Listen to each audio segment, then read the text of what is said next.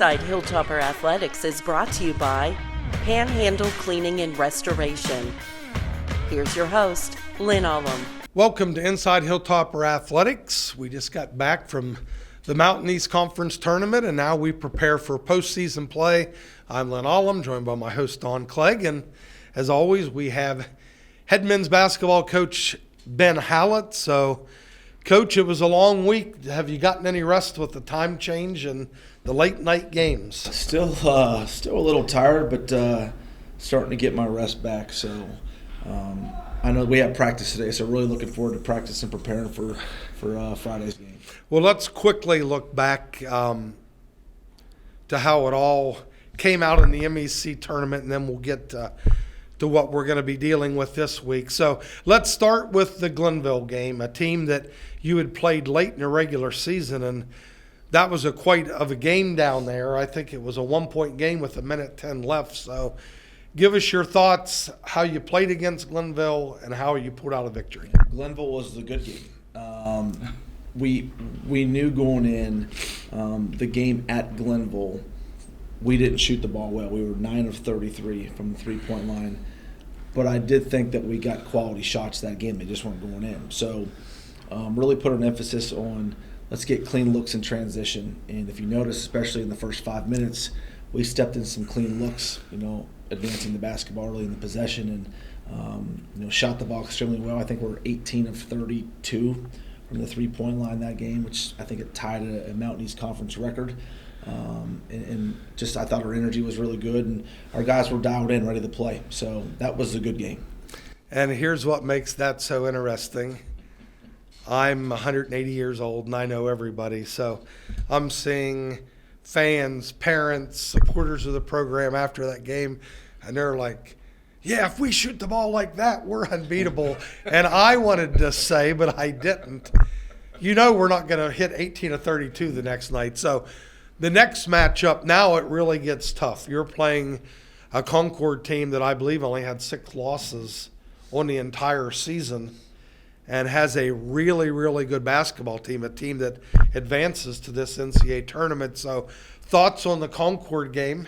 Yeah, first off, already played them twice, obviously, and beat them twice in close games. And the old cliche is it's hard to beat a team 3 times, and that's going through my mind all pregame. Like, gosh, this is going to happen, and things weren't looking good there, especially in the first half. We weren't playing well, weren't shooting the ball well, and to go into halftime, and I think we were down 9, I believe, at halftime, and actually felt good about that because we weren't playing well, we weren't shooting well, we were only down 9, and thought we got off to a pretty good start there in the second half, and some guys hit some big shots for us. I know late in the game, Chaz Hines came off the bench off the out of bounds and hit a clutch 3, and then John Corte hit a big time 3 there with a minute and a half left in the game that kind of sealed the deal for us. But called it a grind out win. It was a grind out win. It certainly wasn't pretty, but in the semifinal game of the conference tournament, you take it and you move on.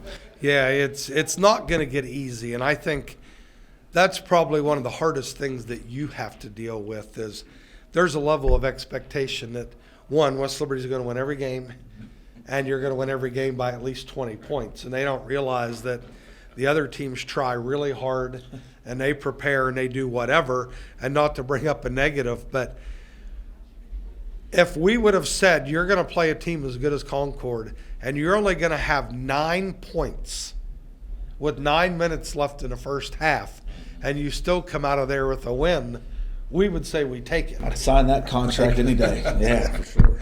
So that now sets the stage for the game that many people thought we would get, a Charleston team who is really, really well coached, talented.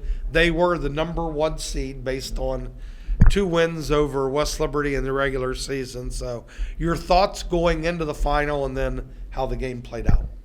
Thoughts going in for myself, it was number 1, it was a championship game, so I'm excited. And number 2, for me, they've already beat us twice. So that gave me some extra mojo. Like, I really want to play this game.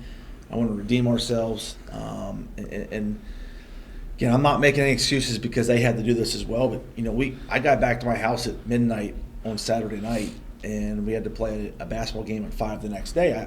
I think we ran out of some gas there in the championship game. I thought some guys were tired. We were having a hard time getting the tempo going in our direction. But I think you got to give a lot of credit to Charleston because they did everything they needed to do to win the game. They didn't make mistakes. I thought Dwayne Jones was really, really good, and our game plan was we wanted to maybe sag off of him and make him beat us from the outside, and he certainly did that. And then he pick and chooses his spots to beat us to the rim, and he made shots at the rim. And I just think they're so talented. They don't beat themselves. They don't make mistakes, and obviously when we don't play well versus them and we don't shoot well versus them, it's going to make a really tough game for us to win. Well, this will make you chuckle. I saw Coach Osborne after the game and congratulated him and said, obviously, you're a tremendous coach. And he said, well, I guess this means I'm not the worst coach in the league.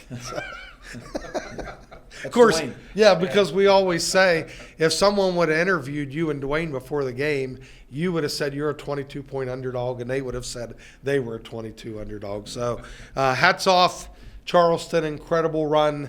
They claim them out in the East Conference Championship. But fortunately, we're sitting here today with a lot of basketball left to play.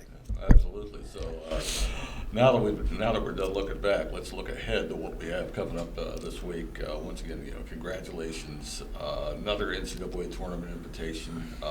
You may or may not know this, 15 straight years for West Liberty getting an NCAA tournament bid, and that ties a 50-year-old NCAA record for consecutive appearances. And the neat thing about that, you've been involved in just about every one of those 15 tournament appearances as a player, assistant coach, a head coach.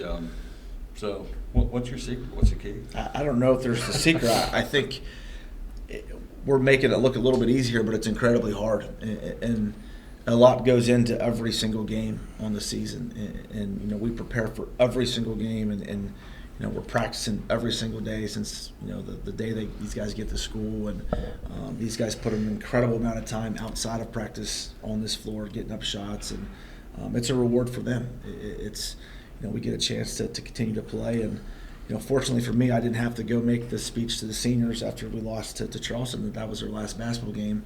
There's still more basketball ahead of us, and the cool thing for me is we're not playing a conference opponent first round, and you look at Charleston's got to play Concord in the first round, and if they win that, there's potentially they could play West Virginia State if West Virginia State would beat Cal. So it's just different for us, and I'm glad we get a PSAC opponent, and I think it's going to be a really good game.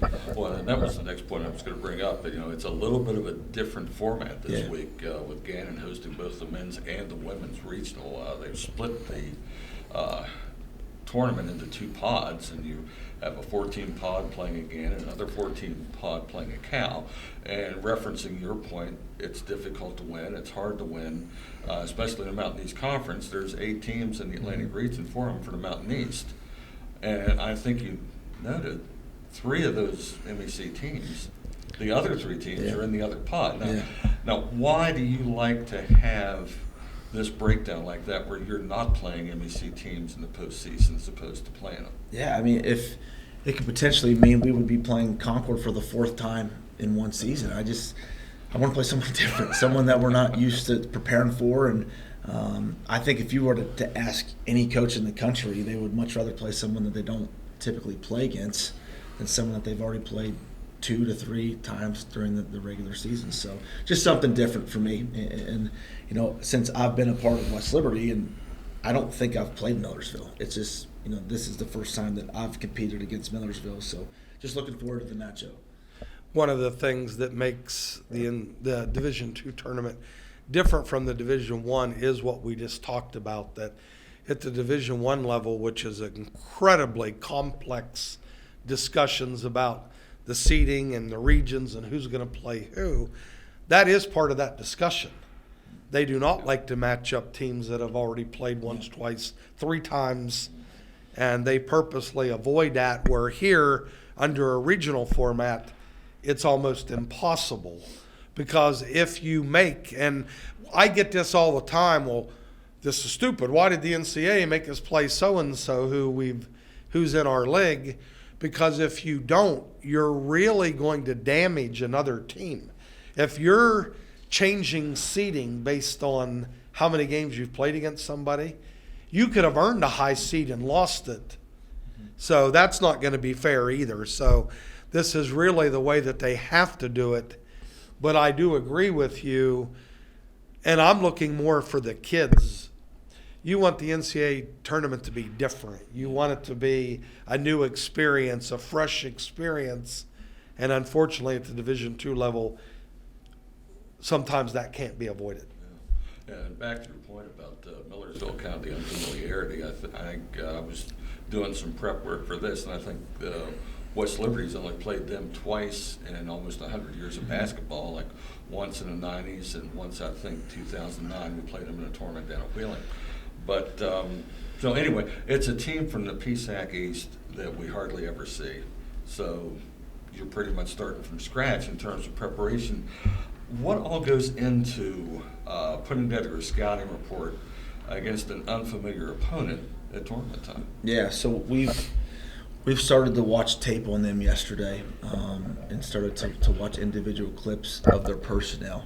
And it's, for us as coaches, it's get familiar with their personnel and get familiar with their style of play. Because again, I watch some of the Pennsylvania League game during the season, but I don't really scout it.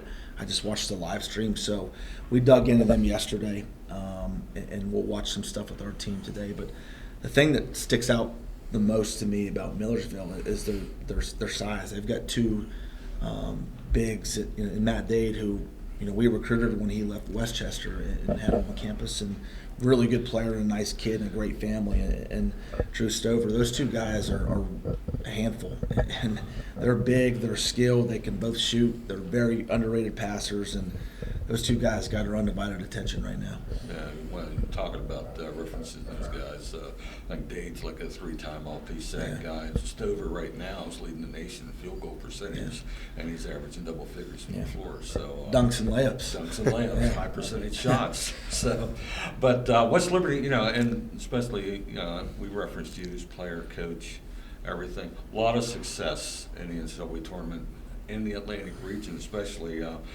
This is the 15th year, the Atlantic Region Tournament, since we switched out of the East and all like that. So West Liberty has made it to 10 of the previous 14 championship games and won 7 of them. And all. So the tradition's there, the history's there. What do you guys have to do this weekend to add to that tradition? I think, the key to at least the first game, and obviously that's the game that we're thinking about and talking about, is just implement, and we really got to stress to get into our style of play. We don't want to make this a half-court type of game, and Millersville's probably saying the exact opposite. They want to make this a half-court oriented game and contrasting styles of play. And we weren't able to do that versus Charleston. We were never able to get this game going up tempo and get the game having more possessions than usual. And so it's going to be tough. And obviously there's a reason they've won 24, 25 plus games this season. They're not as deep as teams that we've played, but their first 5 to 6 to 7 guys are all really talented. And it's going to take a serious effort from us to beat these guys. For the viewers out there, and Dawn had referenced this earlier, unusual format, it's almost impossible for schools to host both the men and women. The logistics just don't work with that many games at one facility. So what the NCAA does in this situation is they go to a sub-regional. They divide the bracket in half. In this regional, Gannon, number 1 seed, they're at home. They're hosting in Erie. Cal PA, the number 2 seed, is hosting their 4 teams in their pod, and then the highest seed remaining standing will get to host a championship game. Now, because of that, normally the men play Saturday, Sunday, Tuesday. Because of potential travel on that Friday or that Tuesday night, they bumped it back. So we play Friday night at what time? Friday night's at 7:30 tip-off. So there will be women's games in the afternoon, same facility, Atlantic Regional, Gannon, number 1 seed. If we win Friday, what time is the game on Saturday? You're going to do this to me. It's also 7:30. So both evening games. Remember, we went through this last year. We could never get the times right. But it should be an incredibly exciting tournament. And I want to finish with this, talking about the regional. 15 straight years, and we all know how difficult it is, and people take this for granted. But there are historic programs in our own league that aren't even in the tournament this year on the men and women's side. And if there's anybody out there from those schools listening, we're not making this derogatory.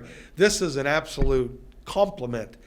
You got programs on the women's side like Charleston, who's there almost every year, Glenville, who has had an unbelievable run, including a national championship, that didn't make the tournament. On the men's side, you have Fairmont and IUP, which are perennial heavyweights that didn't even make the tournament. That statement alone demonstrates how difficult it is to go 15 straight. Just to add to that point, looking at the men's field, the 8 teams in the Atlantic Region Tournament this year, West Liberty is the only team back that played in the regional tournament last year. Oh, that surprises me. Yeah, you should have led with that.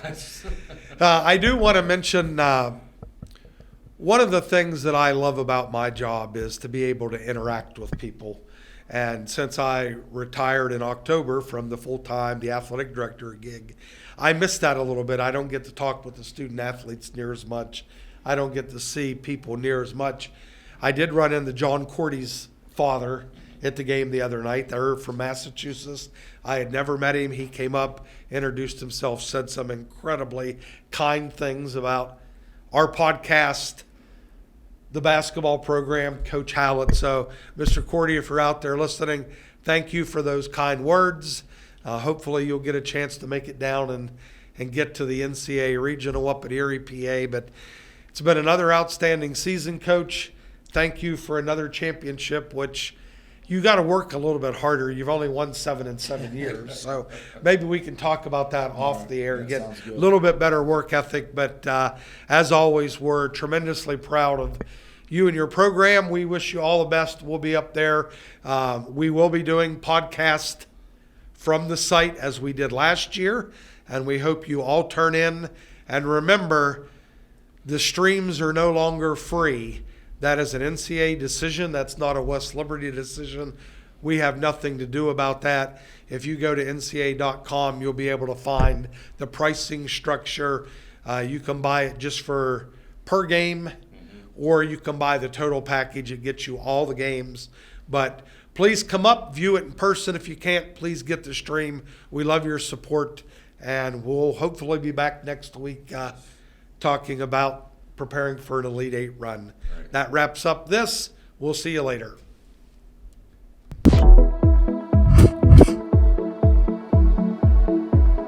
Hi, my name is Craig Bober. I'm a senior finance major at West Liberty University, and today I'm going to be showing you what it's like to be a part of this program.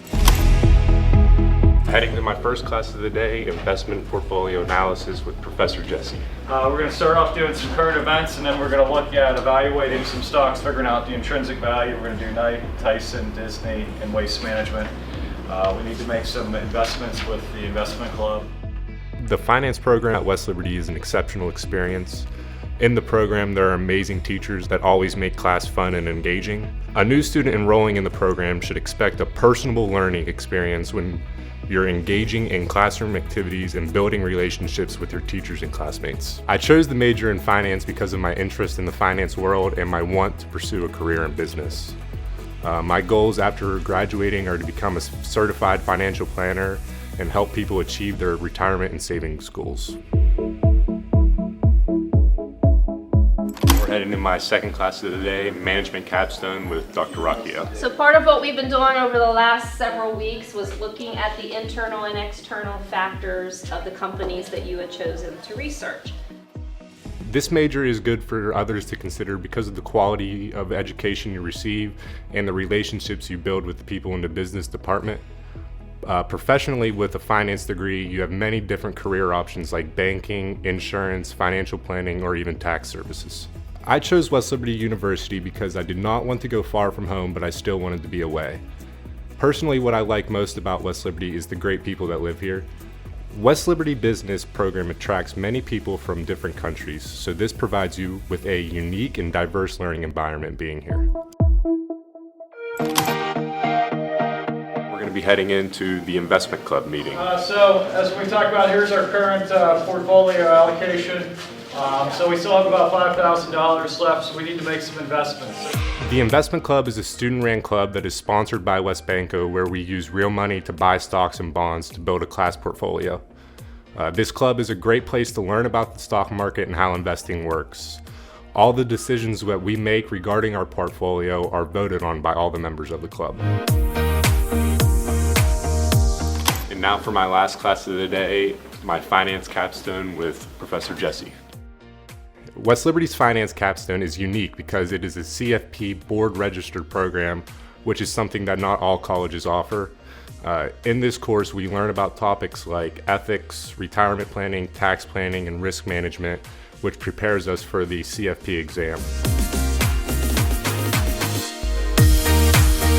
And now we're going to cap off the day with playing some basketball with my friends. Being a student athlete, there are many challenges that come with it, but the rewards far outweigh them. Through my 4 years of playing football here, I learned many valuable life skills and have built friendships that will last a lifetime.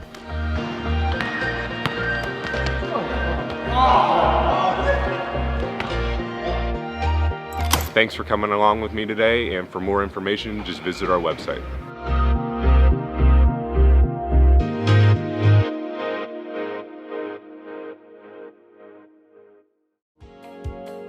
Disasters happen.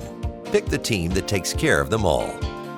Powered by offices in Wheeling, Morgantown, and Pittsburgh, Panhandle Cleaning and Restoration is ready to handle any size emergency at a moment's notice. We have the right people, knowledge, and equipment to respond 24 hours a day. I'm Ben Hallett. When disaster strikes your home or business, tell your insurance provider you prefer the restoration company the Hilltoppers call, Panhandle Cleaning and Restoration.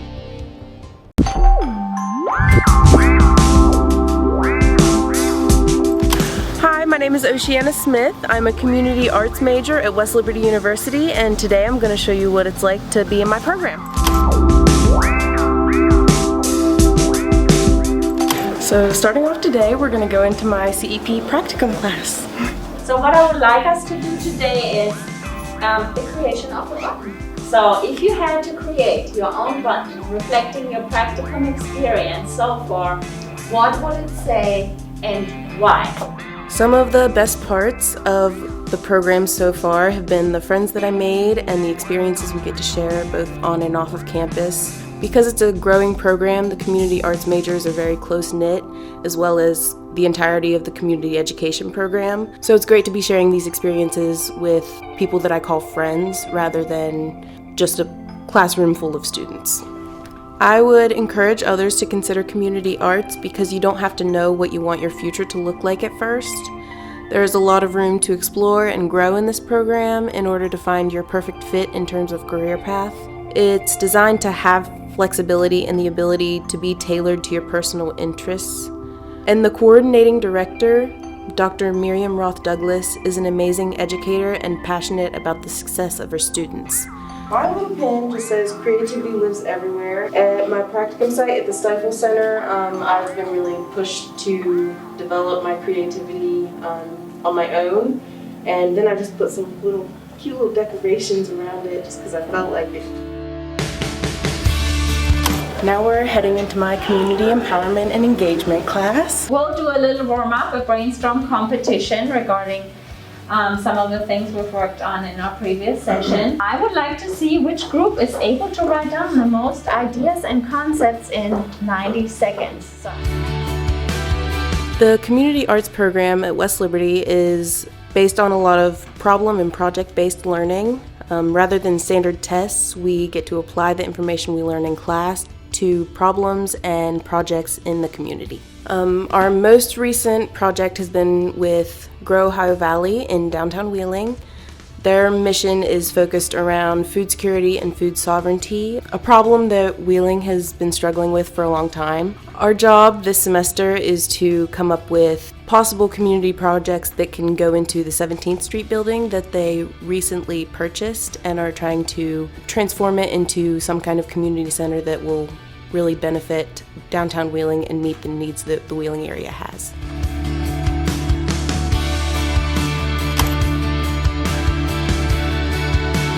So now we're in the Arts and Ed Center to work on my scale model project. On campus, we have the Center for Arts and Education. I think it's one of the best resources that we have here at West Liberty. It comes into play a lot in the community arts program, as you can imagine. The Center for Arts and Education is a makerspace that we have here on campus, where you have access to sustainable found materials and creative elements to help craft projects. It's also a great area for creatives to go and work on their passion projects. In one of my CEP classes, we currently have a group project going on. We are working on a scale model for our proposed ideas to go into the 17th Street building at Grow Ohio Valley. For our project, we hope to create a space for locals selling product to connect with graphic designers in order to design and create packaging and branding for their products. And we also want to leave room to work in internship opportunities for West Liberty's VCD program.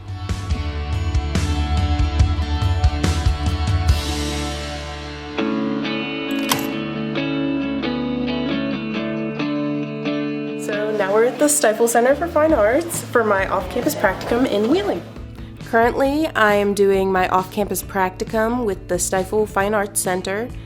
It is a community art center that acts as a gallery as well as an art hub for local artists. They also offer classes and art workshops to the public, but currently they are having their holiday art show and sale. And it was a really great learning experience to be able to be involved in the setup of that. I chose this program because when I came to West Liberty, I didn't really have a clear picture of what I wanted to do, except that I love the arts and I wanted to be in a position where I could surround myself by the arts and other artists. When I finish my degree, I hope to work in some kind of community art center, a gallery, or an art museum. Ultimately somewhere that I can continue working on my craft as well. Thanks for checking out the Community Arts program. For more information, go to our website.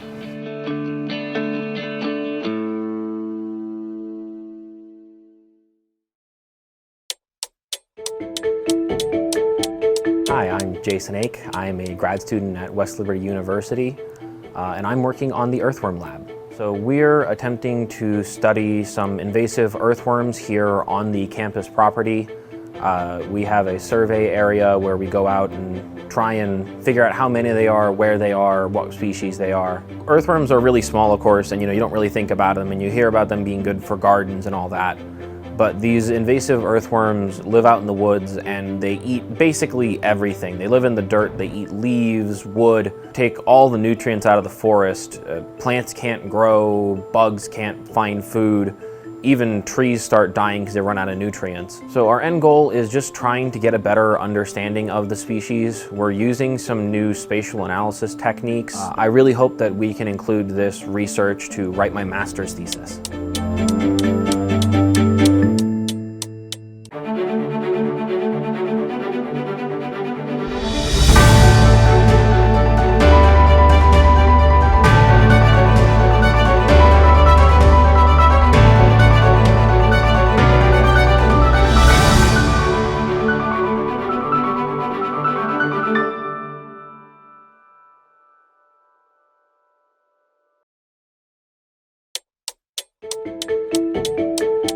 Hello, my name is J.R. Oliash. I'm a campus police officer here at West Liberty University. I've been employed here since 1988. The job entails multiple things. For lack of better words, we do the normal police procedures, patrol, check doors. But we interact a lot with the students. The reward factor for me has been I've made some very, very good friends over the years who I've kind of like watched them grow up through their college career and kept in touch with them. My whole career has been enjoyable. If you did a highlight reel, there's the good, the bad, and the ugly parts of it, but mostly good. The people make West Liberty a special place. When I first started here back in the early 80s, they just made you feel very welcome. That's why I've stayed as long as I have, is because of the people.